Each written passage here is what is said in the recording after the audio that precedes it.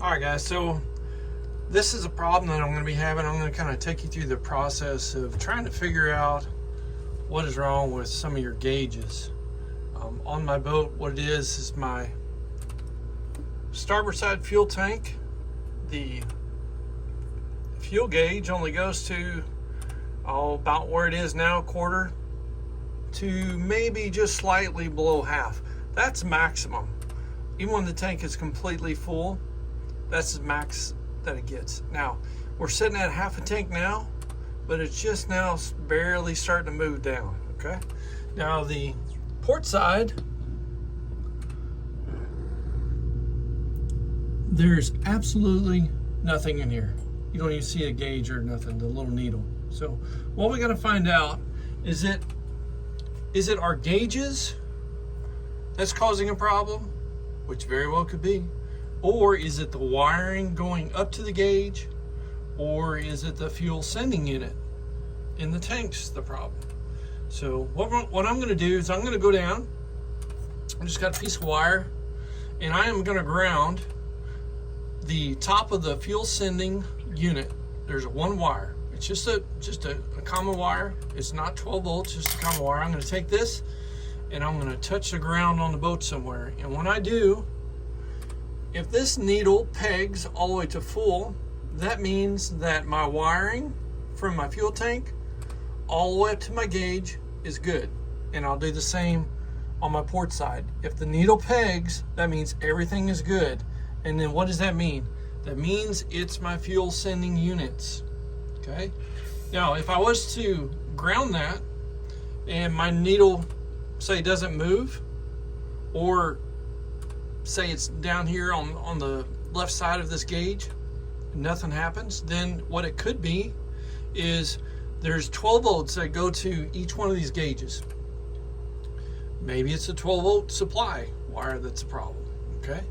But I'm just gonna make this simple, and I'll take you down underneath, and when I'm down there, I'm gonna go ahead and touch that, and my wife Veronica, she's gonna hold this camera here, and you're gonna be able to see this peg out, hopefully. And if that works, if this one pegs too, if it works, that means everything is good except my sending units. So we'll give it a shot, see what happens.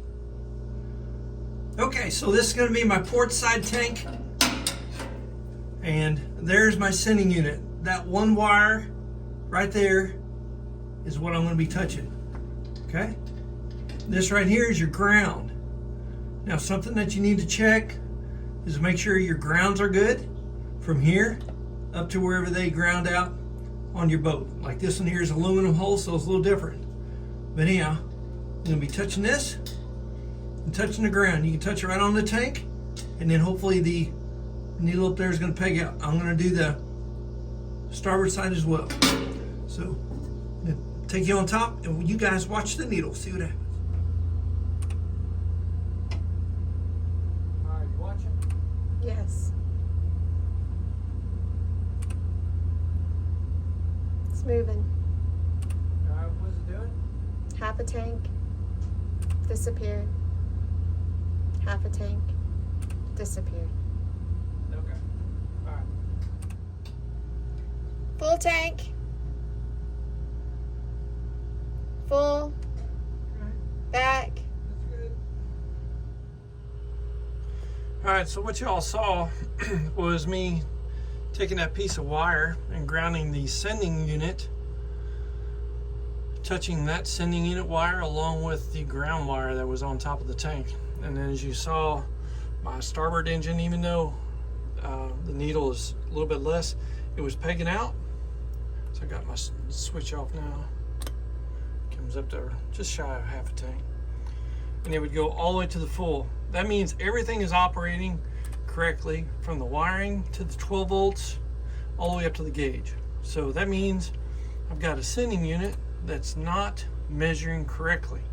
So I have to take that apart, take that out of the tank, and figure out what's wrong with it.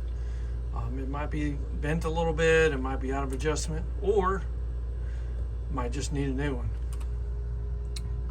The port side one did absolutely the same thing. It pegged all the way full and as soon as I let go of the wire, it would go to empty. All the way full, all the way empty. That means everything is good on the operating side of the gauges. So that means I've got a fuel sending unit issue. So all I have to do, we'll take those out. And then once I actually take the sending units out of the tank, I can take a multimeter and actually test the ohms. And as I move that lever, that float up or down, you should see the ohms reading go from high to low throughout that full range of that float that's in the tank on the sending unit itself. So we'll be checking that next, but this is a good starting point. I know that nothing is bad on my gauges, nothing is bad on my wiring. You know, I have the proper 12 volts going to my gauges. So it's definitely the fuel sending units themselves, and I'll get those replaced. So you can also do the same thing with your temperature gauges and your oil pressure gauges. All right, so I've got my fuel sending unit out, and I've just got a couple jumper wires going to the main terminal, and then also another one to the body here. And then those are just connected to my positive and negative on my multimeter. So what we're looking at right now is 252 ohms. That's how much is this sending unit is drawing when it's empty. And what I'm going to do is I'm going to raise up this sending unit, and then as I move this up, as we're basically putting in gas or diesel in your tank, you're going to see that your ohms are changing, and you should see a nice even gradual change as your float is rising. And it is. Everything is working just fine on this.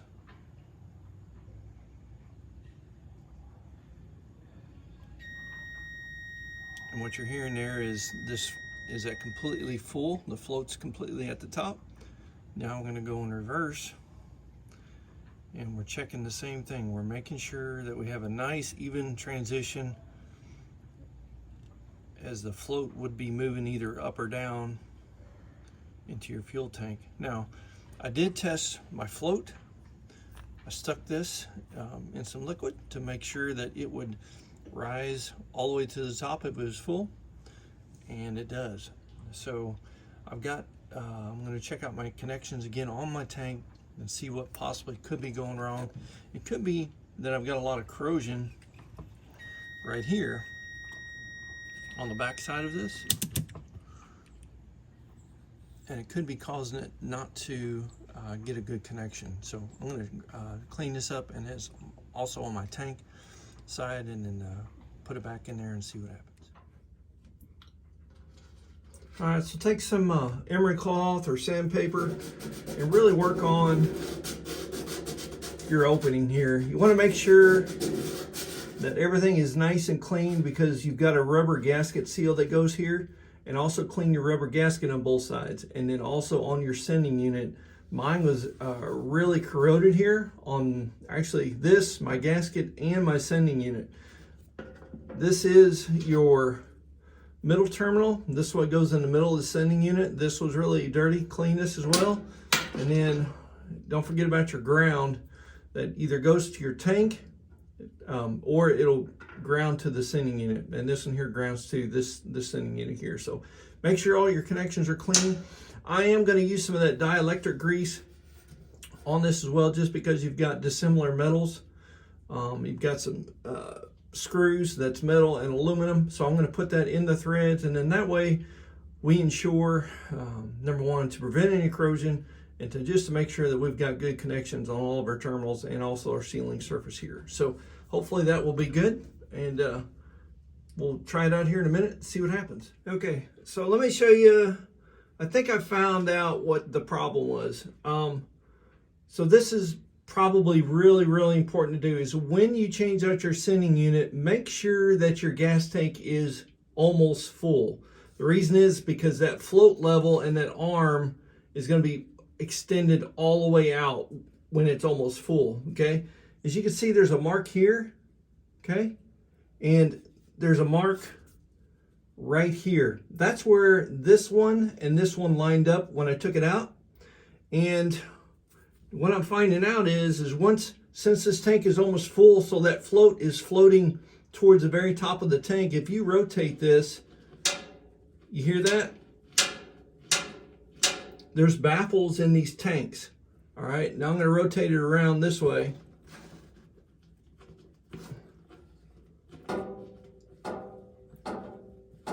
And it's hitting the other baffle towards the front. So what was happening on this sending unit was the float was trying to float to the top to get your correct reading, but it was hitting one of the baffles. So now I'm against the baffle there. I rotate it. Another baffle. And I'm going to put it right here in between them. And then once we hook this up, everything should be good on this one. So this might be a real easy fix. Okay, so I can figure this out even more. The tank has a bolt pattern, so does this fuel stand. There's only one way that this is going to go on. Put this in there. You need to line this up with the holes, gently rotate it side to side to make sure that your float does not hit one of the baffles or one of the sides of the tanks. Now, mine was. So what I had to do here was I had to bend this rod a little bit. As you can see, if you look down through here, see how that's bent a little bit? That's the only way that it's going to be able to work for me. Or you can loosen this screw up and actually rotate your float 180 degrees. This here's a little rusty, so I didn't want to try to loosen this up and then wind up breaking that screw that tightens that together. But as you can see, got a little bend in it. Now, when you bend it, or if you have to bend it, you also want to rotate it this way to make sure that everything is in line with this one right here. Then that way your float mechanism and your gauge is all accurate. So something to keep in mind, and you may have to make a little bit of adjustment to make this work. Okay, so we're gonna turn on the ignition switch and see if this fuel gauge is gonna work. And yes, it does. Fantastic. Man, that's great news right there. So my port side is still not working. So what I'm gonna have to do is probably order a new sending unit for that. I'm just gonna go aftermarket. Amazon carries those as well. I think it's a Mueller or something like that. But I'll find out for you guys, and I'll post all these parts down in the description. Then that way, if you've got the same problem I do, you can get your fuel gauges working. Okay, so we're down in the aft compartment. I kind of call it the lazarette just because this is where your rudder and your steering linkage is. And here's my old generator right there. Hey, and we're getting ready to go to our port side fuel tank. We're going to be pulling out the sending unit today, and I went ahead and bought a replacement for that just because of the fact that I know that it's bad, and we're going to get that replaced. And this is just going to take you a step-by-step process on what to do, because this is going to be an aftermarket fuel gauge, and you're going to have to do a little bit of adjustment on that to actually get to fit your tank correctly so that you have a good and accurate measurement. And I'll take you through the process on what to do and how to do it. So hang tight, because we're going to get her done. All right, so back over here is our fuel sending unit right here. It's a little hard to reach, and I've got long arms. So, but anyhow, we're going to take out 5 of these screws here, and we'll take off this sending unit wire. This is the wire that goes to the back of your fuel gauge on your dash. It'll have S for sender. That's what that goes to. And then here's your tank ground. And what we're going to do, we're going to make sure that we clean this really good here. And also on top of here, where it grounds to the frame of this boat. And that way we're good to go. So let's take you through the process and let's get her done.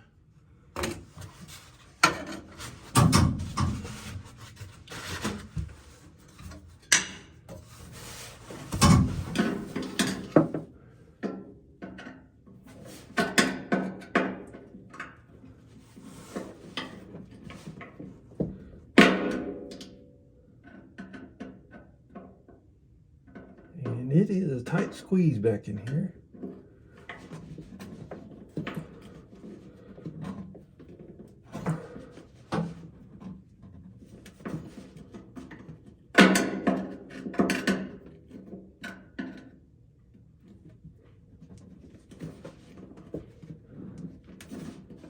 And some of these screws are really tight. Like this one is pretty tight. And if it is, just work it back and forth the best you can. But this one here is coming out just to make sure that you don't strip it and cause you a bigger problem. So take your time with them and just go one by one, and we'll go through here and loosen these all up, and then we'll get back with you here right before we pull it out.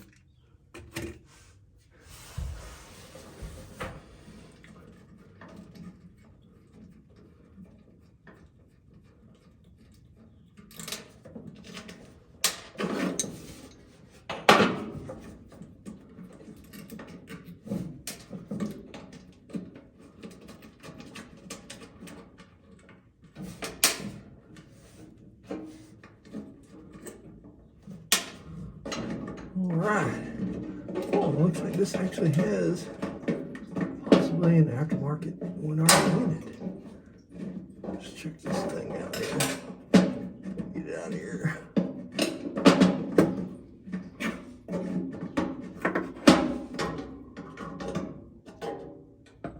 Let's check this thing out. I just wonder, maybe this one was hitting the baffle too. If that's the case, I might not have to get one at all, but we'll check it out here. Ooh, a tight squeeze there. We'll run an ohms check on it here and see what happens. And yeah, that's it. Now let's check it out. Let's do an ohms check, see what happens. All right, so I know what's the problem already. Problem is the sender unit is stuck. As you can see, it barely moves. And I'm gonna get this, see if I can get it loosened up. Well, it's already loosened up. Let me work on that just a second here, and we'll run an ohms check and see if this thing can go ahead and work for us. If it does, hey, that'd be all right. All right, so this right here, as you can see, it stays, it's really stiff. It doesn't want to work right, so I'm just going to take these 4 screws out right here and see by chance might be able to just get it cleaned up a little bit. If you can take it apart, we're going to find out. See what it does here. Kind of like this one. It's got a nice little sliding adjustment on it, which is kind of cool.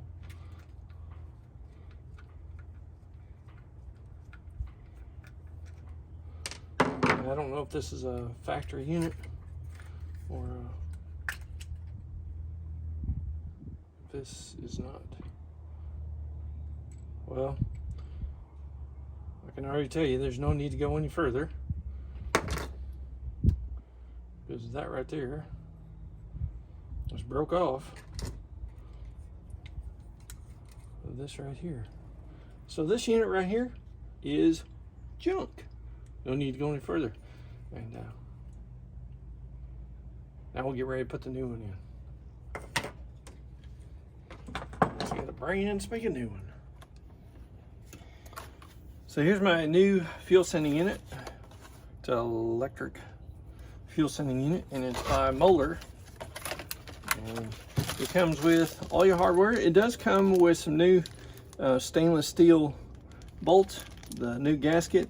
And what I really like about it is you can either use a socket wrench or a flathead screwdriver on this one, instead of just my old ones that was in there was they're just a regular flathead screwdriver, and that's kind of tough to get out. So it comes with all your hardware. Let's get this thing opened up.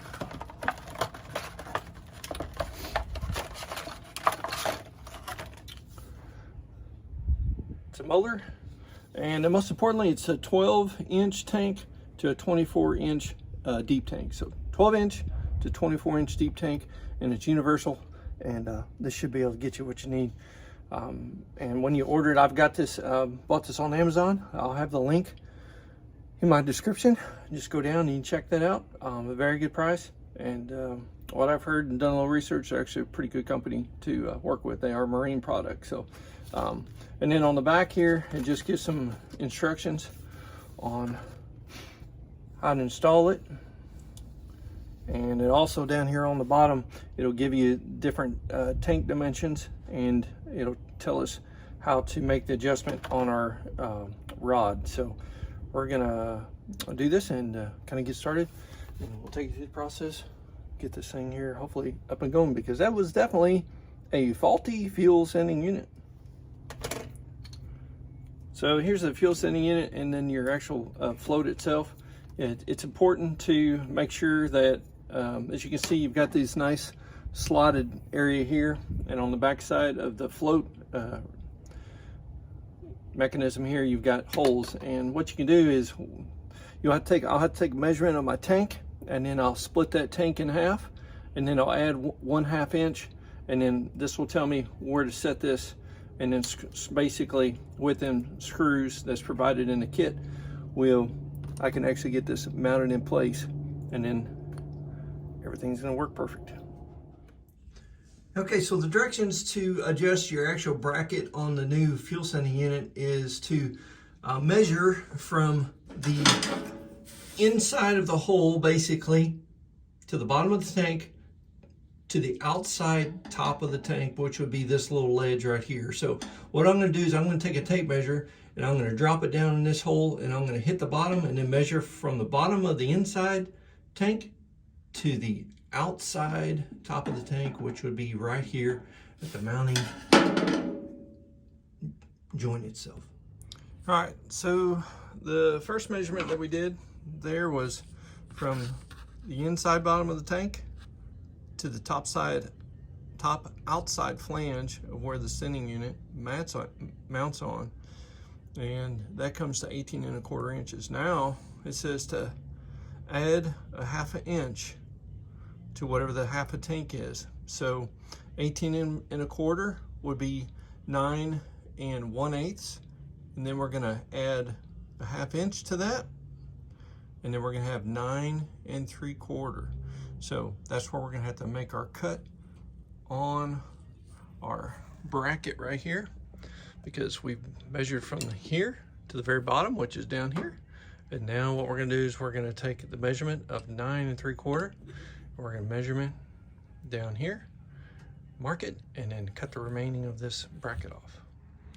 Okay, so I've got some new marks here, and I kind of show you guys kind of what I've done here. So anyhow, from the bottom of the sending unit, we're going to measure half of the distance of the tank itself, which is 9 1/8. So put my tape measurement there, tape measure there, and measure down 1 1/8 inch. Now, as you can see, I'm sitting at 9 3/8, and the reason is because they tell you to add 1/2 inch to whatever your existing measurement is on the 1/2 tank. So 1/2 tank would be 9 1/8, and then you add on an additional 1/2 inch, which brings it down to here. Now, when you put your sending unit on itself, on this bracket, you've got 2 screws, and then it says to measure up from your measurement 1/4 of an inch to the bottom of your sending unit float mechanism here.